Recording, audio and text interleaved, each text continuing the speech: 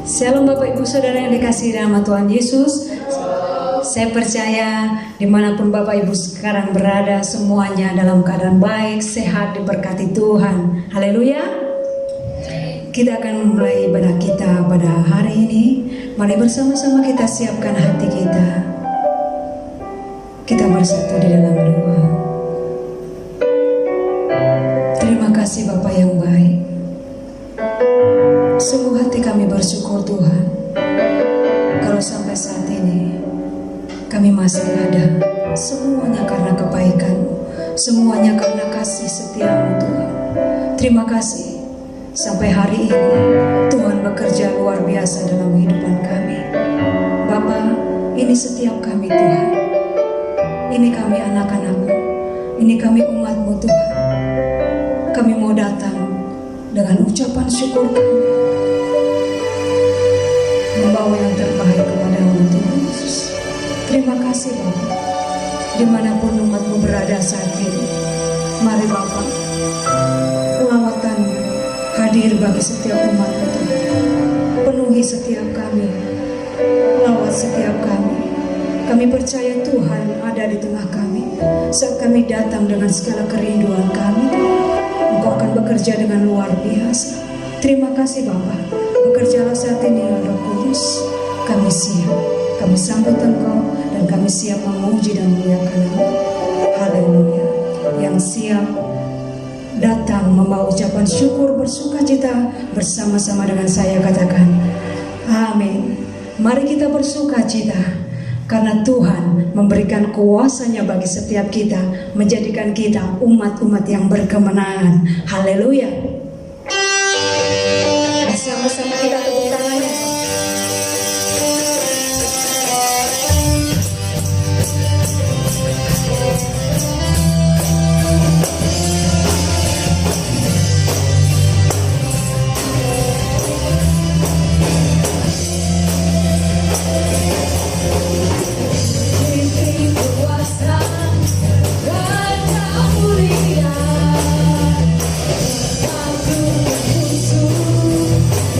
Aku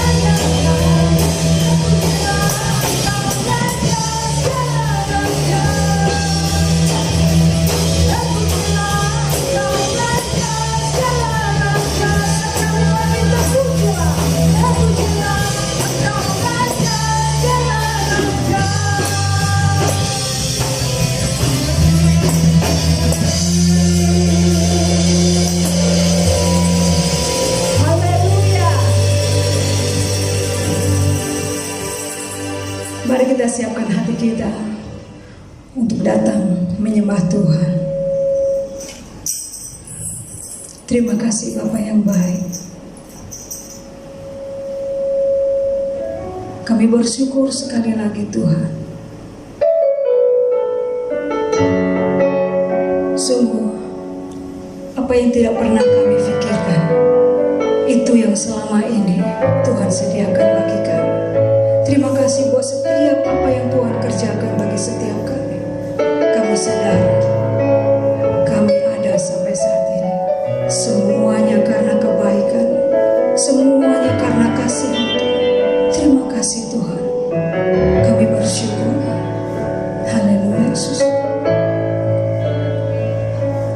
Yang dulu tak ku mengerti, sekarang Kau buat mengerti.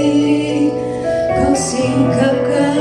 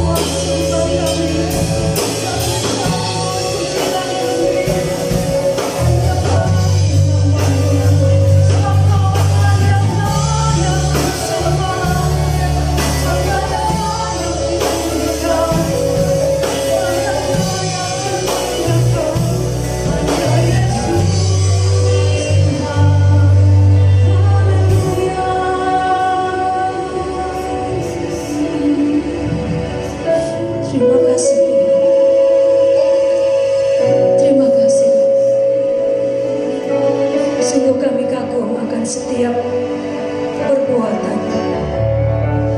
Sungguh kami kagum atas setiap apa yang Tuhan kerjakan dalam hidup kami. Terima kasih Yesus. Kami kagum hormat akan Engkau ya Bapa. Kami kagum hormat akan Engkau ya Yesus. Mari umat Tuhan angkat tanganmu di hadapan Tuhan. Katakan bersama-sama, kami kagum hormat akan Engkau Yesus.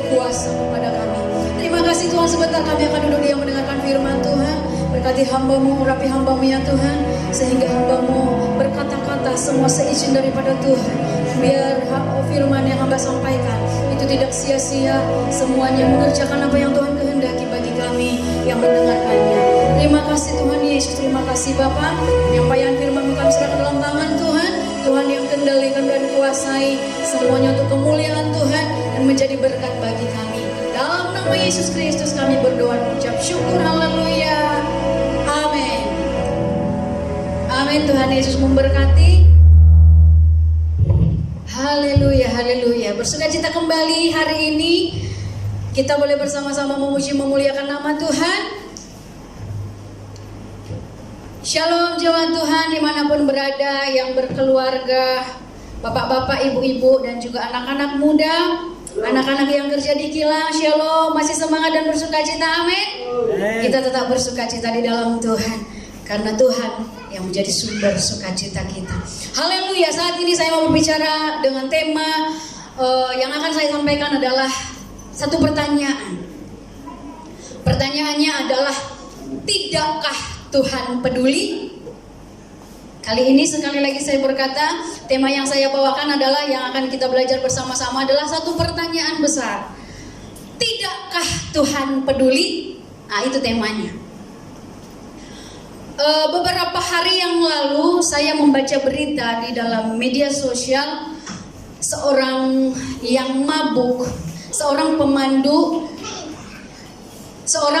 yang mabuk memandu kereta. Lalu karena dia mabuk pasti tidak tersedar, lalu dia melanggar kereta orang lain yang tidak bersalah. Yang mabuk itu cedera, tetapi yang lebih menyedihkan, si mangsa lebih cedera teruk. Tidak ada salah kan, yang mangsa kan tidak ada salah. Yang salah adalah pemandu yang mabuk itu. Tetapi dia tidak cedera besar, tidak cedera teruk. Tetapi yang mangsa yang tidak salah, yang baik-baik memandu, yang baik-baik drive, dia yang dilanggar, lalu dia yang cedera teruk. Itu berita beberapa hari saya baca dalam media sosial. Kemudian menjadi satu pertanyaan juga, kenapa orang yang baik-baik boleh jadi terkorban? Sementara yang mabuk tadi, yang nyangka memang dia salah dan berdosa, dia tidak cedera. Kemudian juga, kalau sekeliling kita lihat, kenapa begitu banyak orang yang tetap hidup di dalam dosa, tapi mereka berjaya? Mereka kaya, mereka sentosa, mereka berjaya, begitulah. Ada apa saja yang mereka buat, sepertinya diberkati, sepertinya berjaya, sukses. Di satu sisi pula ada orang yang rajin ke gereja, takut Tuhan, menyembah Tuhan sungguh-sungguh, tetapi hidupnya sengsara, nggak kaya-kaya, nggak bahagia-bahagia sepertinya. Ada juga seseorang yang setia dan cinta Tuhan, diizinkan Tuhan sakit, lalu penyakitnya tidak sembuh-sembuh. Bukan dia pendosa besar, tidak. Dia adalah orang yang setia sama Tuhan, dia rajin beribadah, dia rajin mengucap syukur, dia orang cinta Tuhan, tetapi sakit dan sakitnya tidak sembuh. Dia bukan tidak berdoa, dia bergumul juga tapi tidak sembuh. Tapi di sebelah pihak lain pula ada seseorang yang sama sekali tidak peduli sama Yesus, tidak menyembah Tuhan, tetapi ketika dia sakit, dia cari saja obat kemana dia mau, terus sembuh dia punya penyakit. Lalu kita bertanya, tidakkah Tuhan peduli dengan orang-orang percayanya? Tidakkah Tuhan peduli dengan orang-orang yang mengikut dia? Kenapa kok seolah-olah Tuhan tutup telinga terhadap doa orang benar? Kenapa seolah-olah Tuhan tidak peduli dengan orang percaya yang setia sama Tuhan? Hal semacam ini juga pernah dialami Habakuk, nabi kecil di dalam Perjanjian Lama. Boleh buka Alkitabnya, yang pegang Alkitab atau dalam handphone kalau ada aplikasi Alkitab boleh dibuka. Kita akan baca bersama-sama dalam Habakuk pasal yang pertama ayat yang kedua. Habakuk pasal yang pertama ayat yang kedua, kita baca bersama-sama. Habakuk 1 ayat yang kedua, bunyinya begini. Berapa lama lagi Tuhan aku berteriak, tetapi tidak kau dengar. Aku berseru kepadamu penindasan, tetapi tidak kau tolong. Ayat 3, mengapa engkau memperlihatkan kepadaku kejahatan, sehingga aku memandang kelahiman? Ya, aniaya dan kekerasan ada di depan mataku, perbantahan dan pertikaian terjadi. Ayat keempat, itulah sebabnya hukum kehilangan kekuatannya dan tidak pernah muncul keadilan. Sebab orang fasik mengepung orang benar, itulah sebabnya keadilan muncul terbalik. Hal yang seperti situasi yang tadi, sepertinya orang-orang baik ditindas oleh orang jahat dan Tuhan tidak kunjung membela. Kita mungkin sering juga mengalami hal yang sama. Mungkin kita bertanya-tanya kepada Tuhan dengan pergumulan yang kita alami. Berapa lama lagi Tuhan aku sembuh? Berapa lama lagi Tuhan aku dapat jodoh? Kata mereka yang jombloan dan jomblowati yang sedang bergumul mencari jodoh yang tepat. Lalu bertanya, berapa lama lagi aku harus bergumul untuk jodoh? Berapa lama lagi aku harus berdoa supaya Tuhan jawab yang satu ini pergumulanku? Berapa lama lagi aku harus berpuasa supaya penyakitku sembuh? Lalu seperti Habakuk juga kita bertanya, Tuhan, tidakkah Engkau peduli? Tapi lihat bagaimana reaksi Tuhan ketika Habakuk bertanya seperti itu. Dalam kitab ini Tuhan menjawab dengan jawaban yang justru tidak diharapkan oleh Habakuk. Kenapa? Kekecewaan Habakuk kepada Tuhan membuat jawaban Tuhan semakin mengecewakan Habakuk. Sekali lagi saya katakan, kekecewaan Habakuk kepada Tuhan membuat jawaban Tuhan semakin membuat Habakuk kecewa. Itu sebabnya jangan marah sama Tuhan. Karena ketika kita marah sama Tuhan, ketika kita kecewa sama Tuhan, jawaban yang Tuhan berikan justru akan membuat kita semakin marah dan semakin kecewa. Ayat yang ke-6 tadi, ayat yang kedua sampai ke-4 tadi, Habakuk komplain, Habakuk kecewa, Habakuk seperti marah sama Tuhan. Habakuk marah, Habakuk kecewa, komplain sama Tuhan. Lihat jawaban Tuhan dalam ayat yang ke-6. Sebab sesungguhnya akulah yang membangkitkan orang Kasdim, bangsa yang garang dan tangkas itu, yang melintasi lintang bujur bumi untuk menduduki tempat kediaman yang bukan kepunyaan mereka. Ayat 7, bangsa itu dahsyat dan menakutkan, keadilannya dan keluhurannya berasal daripadanya sendiri. Dengar baik, ketika Habakuk kecewa sama Tuhan, ketika Habakuk mulai marah sama Tuhan, ketika Habakuk mulai menuntut keadilan daripada Tuhan, jawaban Tuhan apa? Habakuk, dengar ya, justru aku yang membangkitkan orang Kasdim. Bapak Ibu tahu bangsa Kasdim, orang Kasdim, orang Kadis adalah orang-orang Babel yang punya bangsa yang sangat kuat, dan firman Tuhan berkata dia garang dan tangkas, menindas bangsa Israel, menindas bangsanya Habakuk. Jadi ketika Habakuk komplain sama Tuhan, ketika Habakuk kecewa, bangsanya ditindas, Israel seperti ditindas, tidak punya kuasa apa-apa, di bawah jajahan Babel, di bawah jajahan Kasdim. Lalu ketika Habakuk tanya sama Tuhan, Tuhan, kamu tidak pedulikah bangsa Israel sedang ditindas? Keadilan tidak ada lagi, keadilan muncul terbalik. Tidakkah kau peduli Tuhan? Lalu Tuhan bilang apa? Habakuk, justru bangsa Kasdim yang jahat itu aku yang kirimkan mereka untuk menindas bangsa Israel. Jadi jawaban Habakuk, jawaban Tuhan kepada Habakuk, kok bisa? Semakin membuat Habakuk geram, semakin membuat Habakuk kecewa dengan jawaban Tuhan. Karena Tuhan justru bilang, aku yang justru menyuruh bangsa yang jahat untuk menindas Israel. Mau apa kau? Kurang lebih Yesus Tuhan reaksinya seperti itu. Kenapa rupanya itu bangsa Israel, bangsa saya? Suka-suka saya lah, mau seperti apa mau menghukum bangsa Israel. Itu seolah-olah seperti itulah jawaban Tuhan. Malah semakin didefinisikan, Tuhan makin perjelas kembali bahwa bangsa Kasdim adalah bangsa yang garang, yang tangkas, dan bangsa itu dahsyat dan menakutkan. Tuhan semakin memuji bangsa Kasdim, kekuatan bangsa Kasdim kepada Habakuk. Setelah Tuhan menjawab seperti itu kepada Habakuk, Habakuk semakin kecewa dan semakin mempersalahkan Tuhan atas jawaban Tuhan yang tidak memuaskan. Jawaban Tuhan yang tidak diharapkan oleh Habakuk, dia semakin marah. Kenapa? Karena memang pada zaman itu Habakuk melihat dengan mata sendiri, penindasan atas bangsa Israel, ketidakadilan terhadap bangsa Israel, karena pada saat itu adalah masa pembuangan di Babel.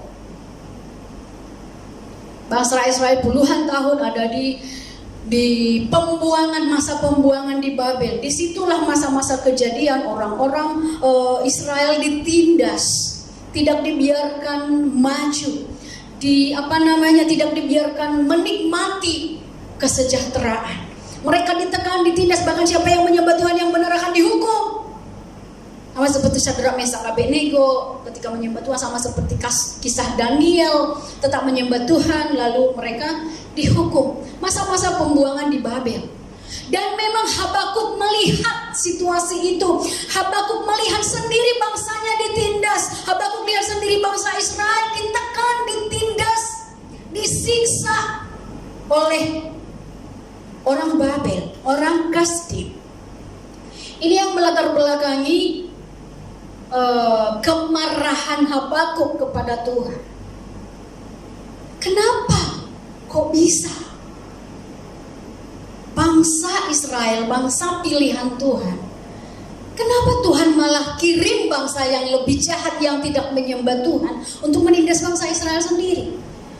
Kalau saudara belajar tentang sejarah Israel, bagaimana bangsa Israel memang betul bangsa pilihan Tuhan, tapi ketegar-tenggukan bangsa Israel ketika mereka dalam kesentosaan, ketika mereka dalam kemakmuran, mereka mulai lupa kepada Tuhan yang membebaskan mereka dari Mesir.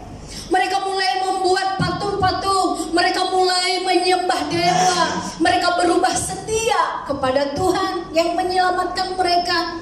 Dan ketika mereka mulai mengesampingkan Tuhan, ketika mulai berpaling setia kepada Tuhan, saat itulah Tuhan akan kirimkan bangsa yang lebih jahat, yang lebih besar, yang lebih kuat untuk menindas Israel. Pada saat ditindas, Israel akan teriak minta tolong sama Tuhan. Dan ketika bangsa Israel meminta tolong sama Tuhan, teriakan mereka didengar oleh Tuhan, lalu timbullah belas kasihan Tuhan, lalu Tuhan tolong bangsa Israel. Nah, kemudian menanglah bangsa Israel, makmurlah bangsa Israel, sejahteralah bangsa Israel. Kemudian muncul raja yang baru memimpin kembali, lari daripada jalan Tuhan. Berulang kali sejarah bangsa Israel seperti itu. Itu sebabnya pada masa pembuangan di Babel, Tuhan Allah benar-benar mau menghajar bangsa sendiri, bangsa pilihan sendiri, untuk melihat bahwa umat kepunyaan Tuhan tidak boleh menjadi umat yang gampangan.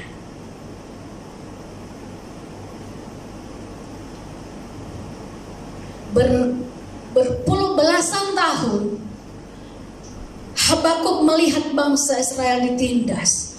Lalu itu yang membuat dia komplain sama Tuhan. Tuhan, tidakkah kau peduli bangsamu ditindas oleh bangsa yang jahat itu? Dan Tuhan bilang, ya benar.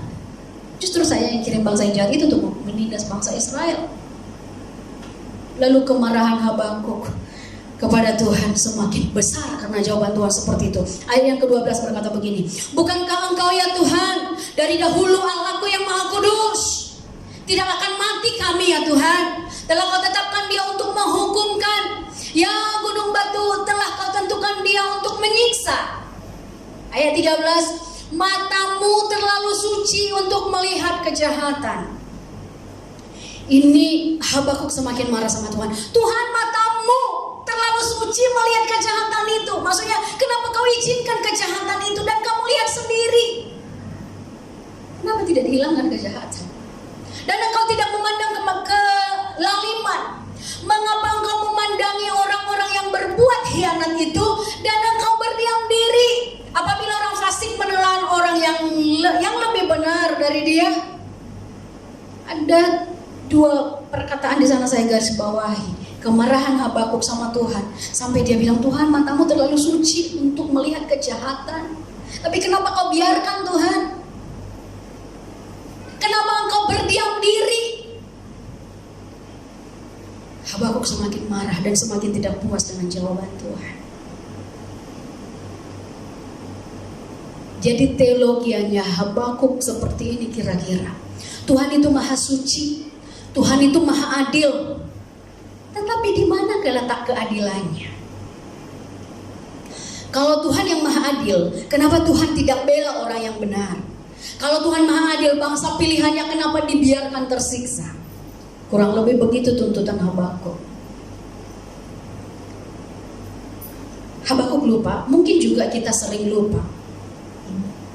Kita sering mendikte Tuhan. Kita sering cara kita pakai untuk Tuhan. Bukankah sesungguhnya Tuhan lebih tahu cara mendidik umatnya. Tuhan lebih tahu membimbing umatnya seperti apa.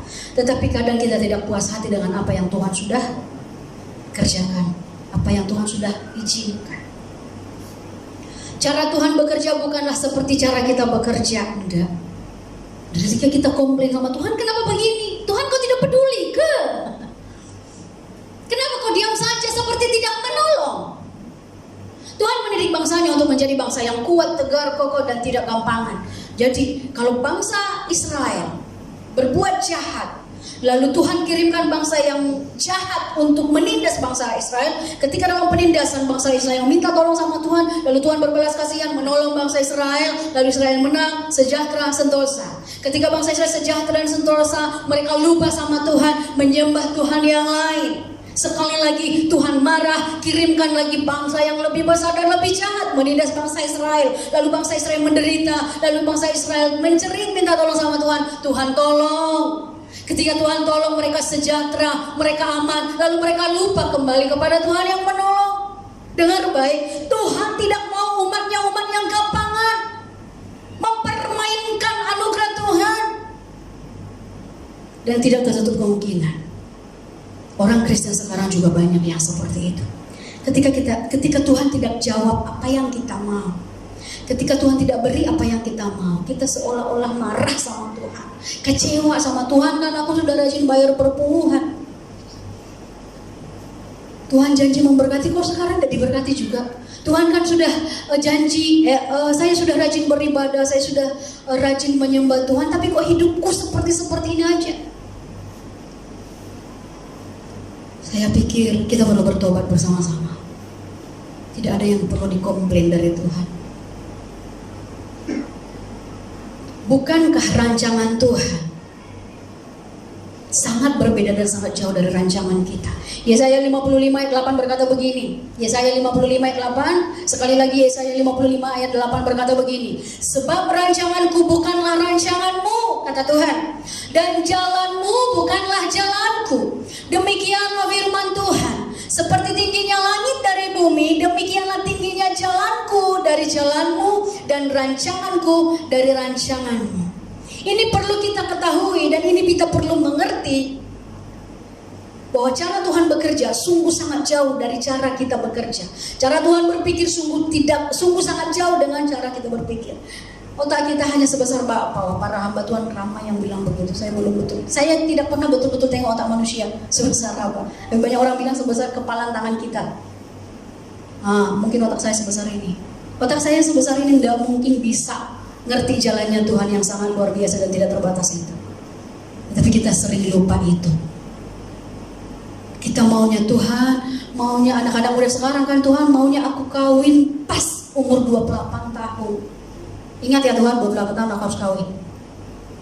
Lah sudah 27,5 tahun. Tuhan 6 bulan lagi ya. Lalu sampai umur 28 tahun udah ketemu jodoh juga. Lalu mulai marah sama Tuhan. Tuhan kan ku bilang 28 tahun aku mau kawin. Lah itu kan jalanmu, itu rancanganmu. Belajar mengerti rancangan Tuhan. Karena sesungguhnya rancangan Tuhan sangat jauh berbeda dengan rancangan kita. Fleksibel saja dengan rancangan kita. Karena kalau Tuhan yang menyatakan rencananya, sangat jauh lebih hebat dan lebih dahsyat rancangan Tuhan itu. Di saat pergumulan atau masalah yang kita hadapi, sekalipun mungkin masalah itu cuma masalah kecil, tetapi ketika masalah itu terus menguasai pikiran kita, sehingga kita lupa melihat kekuasaan dan kedaulatan Tuhan, atau bahkan justru menutupi mata rohani untuk melihat pertolongan Tuhan yang lebih baik dan lebih hebat daripada apa yang kita pikirkan. Masalah kita mungkin hanya kecil saja. Mungkin masalah keuangan. Tetapi masalahmu baru bangun pagi, aduh gak ada lagi uang. Gak ada lagi yang dipikirkan apa-apa kecuali uang. Aduh, apalagi sekarang apa? Corona. Bangun pagi-pagi, corona. Aduh, hari ini, oh tidak ada yang meninggal, tapi yang terjangkit naik 7 orang. Oh, setiap hari cek itu. Setiap hari pikirannya corona. Setiap hari pikirannya corona. Setiap hari pikirannya corona. Sampai corona itu menguasai hati dan pikiran. Sampai kita lupa Allah yang berdaulat. Sampai kita lupa beriman. Corona bukan masalah kecil, itu masalah serius, masalah yang mendunia. Tetapi tidak sepatutnya satu-satu masalah kita letakkan di tempat yang yang utama dalam hidup kita, sehingga setiap hari kita memikirkannya tidak perlu. Kenapa? Ketika kita memikirkan terus masalah kita akan lupa meletakkan iman kita.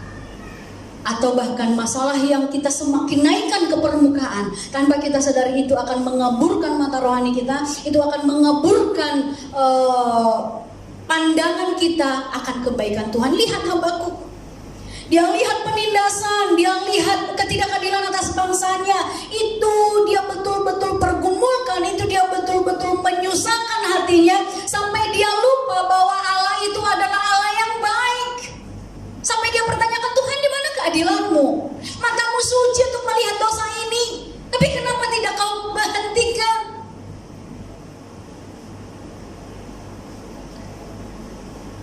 Kenapa kau berdiam diri? Kenapa dia sampai dia lupa bahwa Tuhan itu adalah Tuhan yang menolong, bahwa Tuhan itu adalah Tuhan yang baik. Dengar saudara, seberapa besar pun pergumulan, seberapa besar pun masalah yang Tuhan izinkan kita alami, tetap di atas semuanya itu kita harus percaya Tuhan Yesus baik.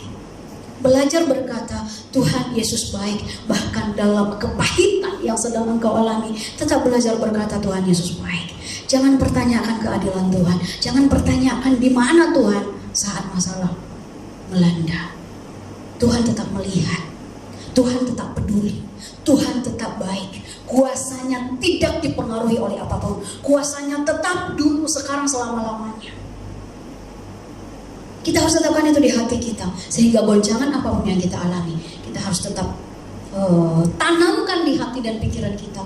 Tuhan yang kita sembah adalah Tuhan yang dahsyat, Tuhan yang baik, Tuhan yang menolong, Tuhan yang mendengar. Jangan sampai ketika kita melihat ketidakadilan atas bumi, lalu kita mulai lupa bahwa Tuhan itu adalah Tuhan yang adil. Jangan hanya karena melihat musibah, ada tsunami, ada gempa bumi, ada gunung meletus, lalu kita mulai lupa bahwa Tuhan adalah Tuhan yang baik. Kenapa? Di sana ada gereja, kenapa ada gereja sudah ketimpa tsunami? Di sana itu orang-orang menyembah Tuhan. Kenapa ada seperti sekarang corona, ada banyak hamba-hamba Tuhan juga jadi korban. Turut berduka cita bagi seluruh keluarga mereka. Lalu orang bilang, dia pendeta, dia melayani. Ada juga di sana, dia sangat baik. Kenapa bukan orang jahat saja? Kalau ini tulah, kalau ini hukuman dari Tuhan atas bumi ini, kenapa bukan orang-orang yang jahat saja yang kena virus corona? Kan kita cara mikirnya begitu. Kenapa ada beberapa orang baik dan orang jahat? Corona tidak pandang.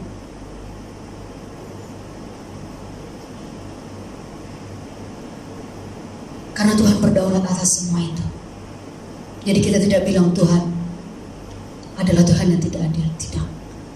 Tetap di atas semuanya itu Tuhan berdaulat, Tuhan berkuasa, dan Tuhan baik atas segala sesuatunya. Bukankah iman itu adalah bukti dari segala sesuatu yang tidak kelihatan? Jadi maksudnya begini, ketika kita mengimani sesuatu, pasti sebelum terjadi loh. Jadi misalnya saya bilang begini, saya beriman tahun 2030 saya ada rumah yang sangat cantik. Itu adalah perkataan iman. Jadi bukan begini, ketika saya beli rumah lalu saya bilang, yes saya beriman, saya punya rumah dan inilah iman saya. Setelah jadi baru kamu katakan iman. Tidak. Iman itu adalah segala sesuatu yang berdasar. Bahkan Abraham di saat tidak ada dasar untuk berharap, disitulah dia berharap, itu adalah iman. Ibrani 11 ayat 1 berkata begini, iman adalah dasar dari segala sesuatu dan bukti dari segala sesuatu yang tidak kita lihat. Sekali lagi, Ibrani 11 ayat 1, iman adalah dasar dari segala sesuatu yang kita harapkan dan bukti dari segala sesuatu yang tidak kita lihat. Jadi kita perlu beriman untuk hal-hal yang, kalau kita bersama-sama beriman, corona akan berakhir secepatnya. Itu perlu iman. Jangan tunggu sudah, oh iya, yes, Malaysia sudah, aku beriman, Malaysia akan berkurang yang kena jangkit. Ya memang sudah berkurang sekarang. Sebelum terjadi yang tidak kelihatan, itu adalah iman. Bahkan tidak ada dasar untuk berharap, tapi kita tetap berharap juga. Dan jadilah sesuai iman.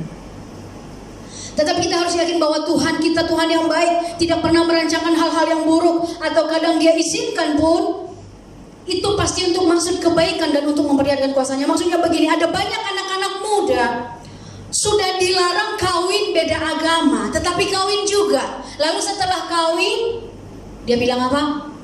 Ya, sudah takdirku. Orang tua sudah melarang jangan kawin beda agama, nak, tidak bagus. Pastor sudah berkata jangan kawin beda agama, sangat tidak bagus. Lebih baik satu agama karena lebih baik lebih gampang bergandengan tangan untuk beribadah bersama-sama. Lalu anak muda ini sudah terlanjur cinta dengan orang lain dan melawan jenis dengan pacar yang berbeda agama. Lalu dia bilang, sesudah menikah, benar, banyak masalah, tidak bahagia. Lalu bilang, ya mungkin sudah takdirku, Tuhan sudah rencanakan dia jadi jodohku. No. Tuhan tidak pernah merencanakan hal yang baik, hal yang buruk dalam diri kita. Semua rancangan Tuhan indah. Semua dari semula. Apa yang Tuhan sediakan, apa yang Tuhan siapkan, apa yang Tuhan rancangan, itu hanya hal yang indah belaka, hal yang mulia belaka. Jadi kenapa harus mengalami penderitaan? Dengar baik, Tuhan tidak pernah merencanakan penderitaan. Tuhan tidak pernah merancangkan kecelakaan, tidak pernah. Tetapi kalaupun Tuhan izinkan itu terjadi, pasti tujuannya untuk kebaikan dan untuk memperlihatkan kuasa Tuhan. Jadi tidak perlu marah, sekali lagi tidak perlu marah kepada Tuhan. Tuhan kenapa? Tuhan tidak peduli engkau, Tuhan kenapa? Belum dijawab doa saya dengan baik. Segala sesuatu diizinkan oleh Tuhan, maksudnya hanya untuk kebaikan dan hanya untuk memperlihatkan kuasanya. Bagi orang yang mengasihi Tuhan tentunya. Ketika Habakuk menuntut Tuhan, lalu Tuhan jawab dengan kemarahan. Akhirnya Habakuk mengerti dan belajar memahami jalan Tuhan. Jadi ketika Tuhan marah, ketika Habakuk marah sama Tuhan, lalu komplain sama Tuhan, lalu kecewa sama Tuhan, dia menuntut Tuhan. Lah, ketika Habakuk marah sama Tuhan, Tuhan jawab juga dengan kemarahan. Ya, aku yang mengizinkan itu. Bangsa yang jahat menindas bangsamu. Tahap selanjutnya, Habakuk mengerti dan mulai belajar memahami jalan Tuhan, mulai menyediakan ruang di hatinya untuk merenungkan rencana Tuhan dan merenungkan jalan Tuhan. Dalam pasal yang pertama tadi dia sudah marah sama Tuhan, lalu Tuhan jawab juga sehingga membuat dia semakin kecewa. Dalam pasal yang kedua, tajuknya saja dalam pasal yang kedua adalah orang yang benar akan hidup oleh karena iman. Itu senada dengan pernyataan Paulus dalam Roma pasal 1 ayat 17. Roma pasal 1 ayat 17 berkata begini, sebab di dalamnya nyata kebenaran Allah yang bertolak dari iman dan memimpin kepada iman. Seperti ada tertulis, orang benar akan hidup oleh iman. Jadi Habakuk pasal yang kedua, ayat yang pertama, dia sudah mulai buka hatinya untuk mengerti dan memahami jalan Tuhan. Habakuk pasal 2 yang pertama berkata begini, aku mau berdiri di tempat pengintaianku dan berdiri tegak di menara, aku mau meninjau dan menantikan apa yang akan difirmankannya kepadaku dan apa yang akan dijawabnya atas pengaduanku. Dia sudah mulai cool down, dia sudah mulai, oh ya udahlah Tuhan, aku mulai belajar apakah kehendak Tuhan. Aku mulai menanti-nantikan apakah rencana Tuhan selanjutnya. Ketika kita belajar mengerti rencana Tuhan, ketika kita belajar mengerti kedaulatan Tuhan, maka ada kesempatan bagi kita merasakan kebaikan dan pertolongan Tuhan. Buka ruang hati kita sama-sama, mulai belajar rancangan Tuhan, mulai belajar maksud-maksud mulia Tuhan. Saya punya ilustrasi seperti ini. Anak kami yang kedua, Yeriel Avakas Albinus.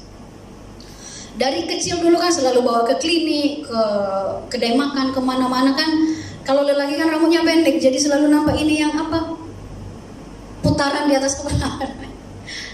Kalau orang Jawa bilang unyang-unyang ya.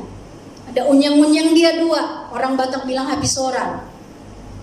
Jadi dia ada 2 di sininya. Anak kami yang perempuan juga 2. Jadi yang lelaki ini, Yeriel ini kemana-mana saya bawa, orang akan bilang, "Hoi, 2, hoi. Ini banyak susah." Tak kiralah suku apa, Melayu kah, Cina kah, Myanmar itu hari di klinik. Ayo, ini macam budaya. Semua orang seperti menganggap anak yang 2 unyeng-unyeng di sini, anak yang tak boleh diam, anak yang sangat nakal, anak yang tak boleh dengar cakap, anak yang apa dia bilang, pokoknya semua yang negatif-negatif lah. Semua yang negatif-negatif akan ditimpakan kepada dia. Tetapi dalam hati saya, setiap orang berkata begitu, dalam nama Yesus tidak, dalam nama Yesus tidak, dalam nama Yesus tidak. Baru beberapa hari yang lalu juga kami pergi ke restoran, ada uncle-uncle orang Cina, dia lihat begitu karena rambut Yeriel kan seperti mangga yang diisem gitu. Jadi kepalanya naik di atas semua, jadi nampak betul itu unyeng-unyengnya. Lalu uncle itu bilang begini, karena Yeriel pada saat itu duduk di baby chair dan tidak pegang handphone sama sekali, tapi dia boleh duduk baik-baik. Lalu dia bilang, "Ayo, 2. Banyak susah ayah kau urus." Tak ada lah, saya bilang, "Ayo, you banyak hebat mah." Bukan hebat, saya bilang, dia anak dengar cakap mah, dia anak sangat baik. Boleh diam kayak gini, kenapa dia boleh diam? Saya bilang, memang dia begitu. Karena menurut dia, yang unyeng-unyengnya 2 di sini itu tidak akan bisa duduk diam dalam 5 menit kah, dia bilang. Lihat berapa menit dia sudah duduk. Saya mengingatkan saudara, terlalu sering perkataan-perkataan negatif orang lain, mitos-mitos dunia, akhirnya kita percaya lalu itu yang membuat kita takut. Dengar baik, saya mau katakan, iman bukan apa yang kita lihat, tetapi pengharapan kita akan janji Tuhan, kebaikan Tuhan, pertolongan Tuhan, kasih setia Tuhan, bahkan kesepakatan dunia. Yang unyeng-unyengnya, orang Batak juga bilang begitu, yang unyeng-unyengnya 2, anak yang sangat bandel, sangat nakal, tidak bisa dengar cakap dengan baik. Kalau kita patahkan itu dalam nama Yesus, tidak akan berlaku atas anak kita. Anak yang lahir sungsang, anak yang lahir terbalik, kakinya duluan biasa, yang normalnya kan kepala duluan. Adik saya ada juga kakinya duluan keluar dan normal lahirnya. Lalu semua orang bilang, "Oh, itu nanti anak pemberontak, itu anak semacam." Tidak juga. Sekarang dia anak yang baik, sudah tamat kuliah. Saya mau katakan kepada saudara, ketika kita diperhadapkan dengan situasi sulit, dengan masalah atau hal-hal yang justru mematikan iman kita, di situ tetap percaya Tuhan peduli. Di situ kita harus tetap percaya Tuhan pasti menolong. Di situ harus kita tetap percaya semua yang terjadi atas kontrolnya Tuhan. Semua yang kita alami atas seizin Tuhan. Iman kita bukan iman karena melihat. Keadaan sulit jangan sampai membuat kita ragu akan pertolongan Tuhan. Jangan berburuk sangka sama Tuhan. Mari belajar dari Habakuk. Doanya sama Tuhan berubah. Ayat-ayat terakhir dalam Habakuk, dalam pasal yang ketiga berkata begini, "Tuhan, telah kudengar kabar tentang Engkau dan pekerjaanmu ya Tuhan, kutakuti. Hidupkanlah itu dalam lintasan tahun, nyatakanlah itu dalam lintasan tahun, dalam murka ingatlah akan kasih sayang." Dalam penyerahan kita kepada Tuhan, dalam keyakinan kita akan janji Tuhan, bahkan dalam keadaan sukar, jangan sekali-sekali persalahkan Tuhan. Ketika kita tidak persalahkan Tuhan, kita mengerti kedaulatan Tuhan, maka kita akan melihat jawaban Tuhan yang jauh lebih baik daripada apa yang kita pikirkan. Waktu Tuhan jauh lebih baik daripada waktu yang kita atur sebaik mungkin. Kehendak Tuhan jauh lebih dahsyat, jauh lebih hebat daripada apa yang kita kehendaki. Sekali lagi, ketika kita tidak komplain sama Tuhan, ketika kita tidak persalahkan Tuhan dengan apa yang terjadi, ketika kita tidak meragukan kasih setia Tuhan, tidak meragukan keadilan Tuhan. Akhir sekali ayat ini ada lagunya juga. Habakuk pasal 3 ayat 17, kita belajar dari ayat ini. Habakuk 3 ayat 17 ayat penutupnya berkata begini: sekalipun pohon ara tidak berbunga, pohon anggur tidak berbuah, hasil pohon zaitun mengecewakan, sekalipun ladang-ladang tidak menghasilkan bahan makanan, kambing domba terhalau dari kurungan, dan tidak ada lembu sapi dalam kandang. Ayat 18, namun aku akan bersorak-sorak di dalam Tuhan, beria-ria di dalam Allah yang menyelamatkan aku. Allah Tuhanku itu kekuatanku, itu membuat kakiku, ia membuat kakiku seperti kaki rusa, ia membiarkan aku berjejak di bukit-bukitku.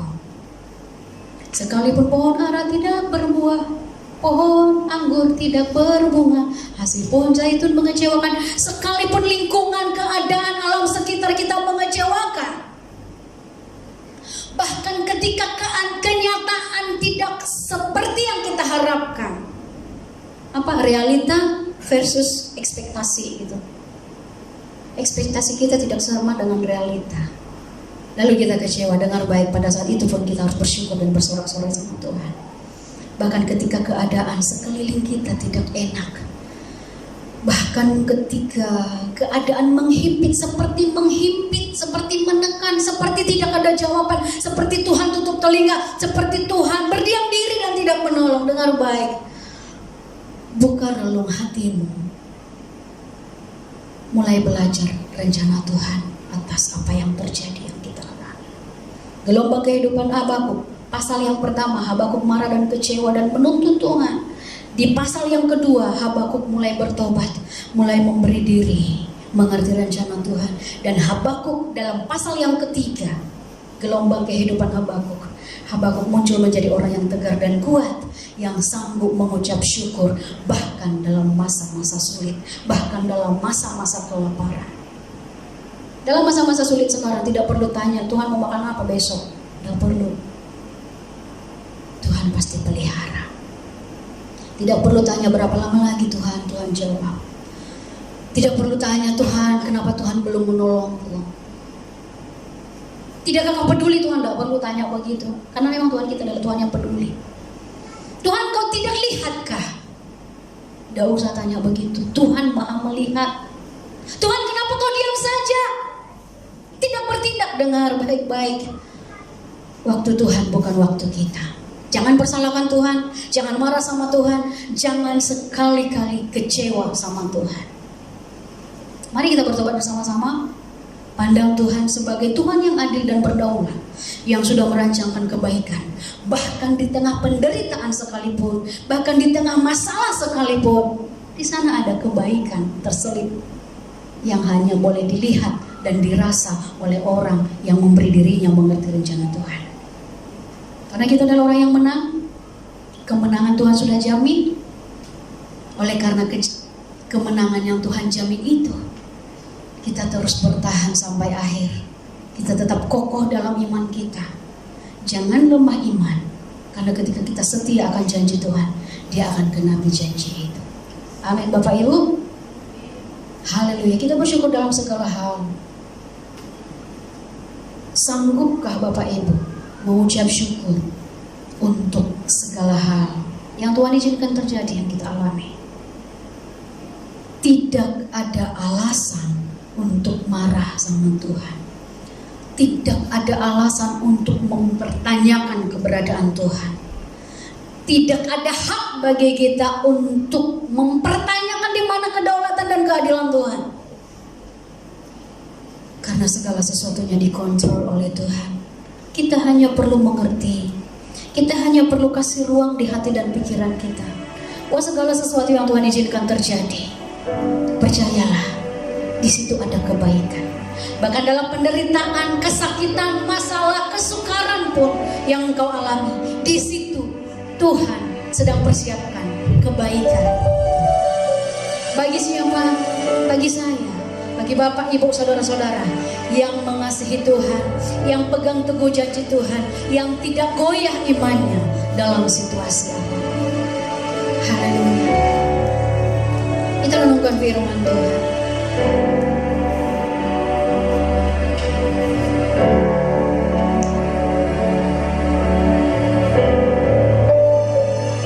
Bila kau izinkan sesuatu terjadi,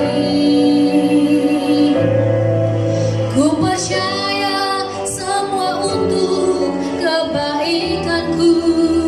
Bila nanti telah tiba waktumu, ku percaya kuasa-Mu memulihkan hidupku.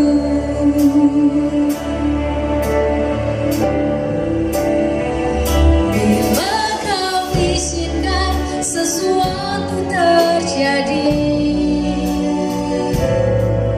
ku percaya semua untuk kebaikanku.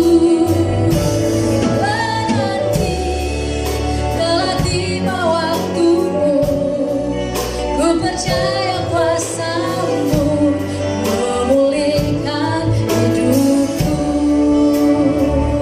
Waktu Tuhan pasti yang terbaik, walau kadang tak mudah dimengerti. Lewati cobaan, tetap percaya waktu Tuhan pasti yang terbaik.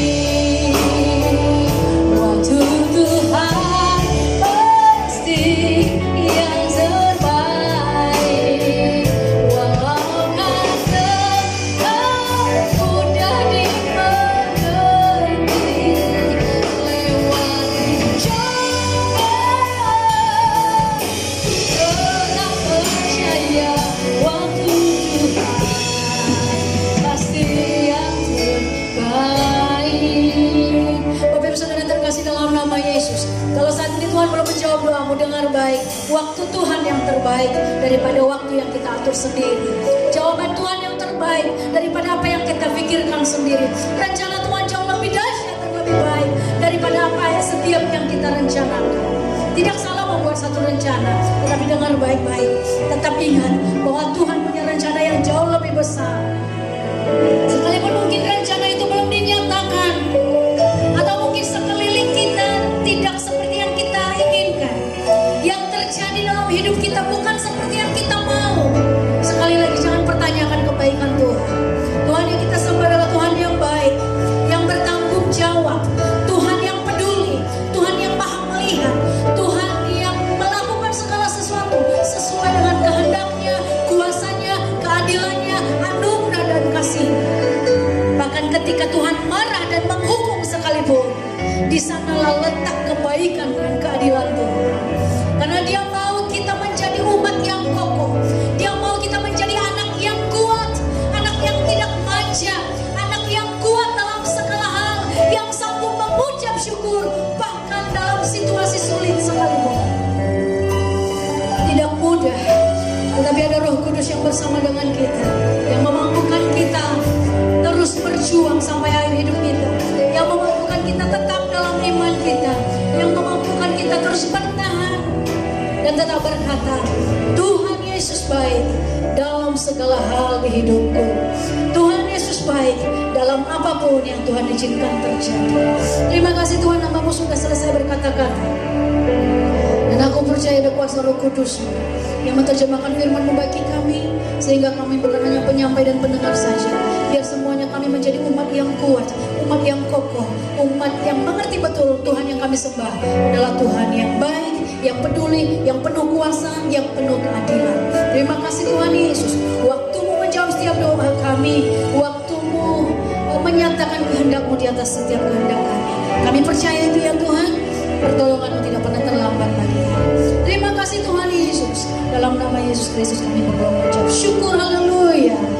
Kita sama-sama berkata, amin. Amin. Tuhan Yesus memberkati.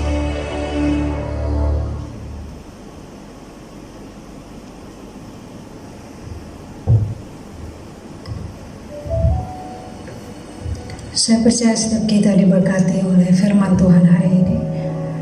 Untuk pengumuman hari ini, sampai saat ini seperti biasa kita akan mengikuti ibadah masih dalam online sampai pemberitahuan akan diberitahukan ke depan. Dan sekali lagi untuk jemaat Tuhan yang ada pergumulan untuk doa bisa menghubungi pastor ataupun saya secara pribadi. Ibadah kita sudah berakhir. Kita akan bersama-sama bersyafaat. Mari bersama-sama kita tundukkan kepala, kita bersatu di dalam doa. Terima kasih Bapa yang baik. Sungguh hati kami bersyukur atas setiap perbuatan-Mu yang ajaib bagi kami. Terima kasih buat firman-Mu. Kami yakin dan percaya Tuhan, lewat pekerjaan Roh-Mu yang terus memanteraikannya dalam bagi setiap kami Tuhan, bekerja bagi setiap kami Bapa. Bapa kami juga berdoa ya Tuhan, syukur kami katakan terima kasih buat campur tangan-Mu yang luar biasa bagi setiap kami. Bapak kami bawa seluruh umat-Mu ke dalam tangan pengasihan Tuhan. Mari Bapak Engkau memberkati anak-anak-Mu Tuhan. Kami berdoa buat anak-anak Tuhan yang ada di Termin. Berkati anak-anak-Mu yang ada di Kristonik Tuhan. Bahkan berkati seluruh jemaat-Mu, keluarga lepas keluarga, baik yang ada di Rawang, di Kantriho, Kepong, dimanapun jemaat-Mu berada. Bahkan kami juga berdoa, berkati juga anak-anak Tuhan yang bersama-sama mengikuti ibadah hari ini Tuhan. Berkati mereka, jagai mereka, luputkanlah mereka dari setiap yang tidak baik. Perlindungan Allah sempurna atas mereka. Bahkan seluruh keluarga besar mereka aman dalam perlindungan Tuhan. Diberkatilah pekerjaan mereka. Apapun yang diperbuat tangan anak-anak-Mu Tuhan buat berhasil dan beruntung. Diberkati kilang-kilang mereka bekerja. Diberkati setiap usaha-usaha bagi mereka yang mempunyai bisnis. Bahkan diberkati setiap keluarga, lepas keluarga, ibu-ibu rumah tangga, ketua-ketua keluarga, bahkan anak-anak kecil Tuhan. Semuanya dalam perlindungan Tuhan aman. Dijagai kesehatan mereka. Tuhan memberkati seluruh umat-Mu Bapa. Bapa kami juga berdoa saat ini buat seluruh umat-Mu. Jikalau ada di antara umat-Mu yang sakit, saat ini juga kami berdoa di dalam nama Yesus. Kiranya oleh kuasa pilur darah Yesus, kesembuhan menjadi bahagian milik mereka. Tuhan kami juga berdoa jikalau ada mereka yang saat ini bergumul untuk pekerjaan. Mari Allah Roh Kudus, Engkau juga yang akan menolong, membukakan jalan, memberikan pekerjaan yang terbaik seperti apa yang Tuhan kehendaki bagi setiap pribadi lepas pribadi. Bahkan kami juga berdoa untuk mereka yang lemah imannya Tuhan. Mari Allah Roh Kudus, lewat Roh Kudus Tuhan yang akan membangkitkan iman mereka kembali. Beri mereka kekuatan, semangat yang baru untuk terus berharap kepada Tuhan. Bapak kami juga berdoa Tuhan, kami bersyukur buat bangsa ini. Terima kasih Tuhan buat Malaysia. Kami katakan Shalom Malaysia, Shalom Indonesia. Diberkatilah kedua bangsa ini, diberikan pemimpin yang takut akan Tuhan. Mari Bapak kami berdoa Tuhan untuk kedua bangsa ini. Kiranya damai sejahtera Allah ada atas kedua bangsa ini. Hikmat Tuhan ada atas kedua pemimpin kedua bangsa ini. Bahkan kalau hari-hari ini Tuhan, dengan iman kami mau katakan di dalam nama Tuhan Yesus, kami putuskan rantai penyebaran COVID-19 atas Malaysia, atas Indonesia. Malaysia kembali bersih, Indonesia kembali bersih. Pemulihan Allah terjadi dari Malaysia, dari seluruh Malaysia, dari Indonesia, bahkan bangsa-bangsa Tuhan. Kemuliaan Tuhan dinyatakan di seluruh bangsa-bangsa, dan dialah seluruh umat di seluruh bumi boleh melihat bagaimana Tuhan bekerja dengan dahsyat dan luar biasa. Kami percaya ada masanya dan waktunya tersendiri Tuhan akan memulihkan semuanya. Terima kasih Bapak. Bapak kami juga berdoa ya Tuhan, sekali lagi kami serahkan sepanjang minggu ke depan umat-Mu ke dalam tangan pengasihan Tuhan. Kiranya Tuhan sendiri akan memimpin hidup kami, memberkati kami. Bahkan kami juga berdoa Tuhan untuk seluruh cabang-cabang FGA Tuhan. Engkau memberkati setiap umat-Mu, berkati setiap pastor yang ada. Biarlah damai sejahtera, perlindungan Allah sempurna bagi seluruh umat Tuhan. Terima kasih Bapa. Sekali lagi kami bersyukur, segala puji, hormat, kemuliaan kami kembalikan hanya di dalam nama Tuhan Yesus. Kami bersyukur dan berdoa. Haleluya. Sebelumnya kita akan menerima berkat lewat hamba-Nya.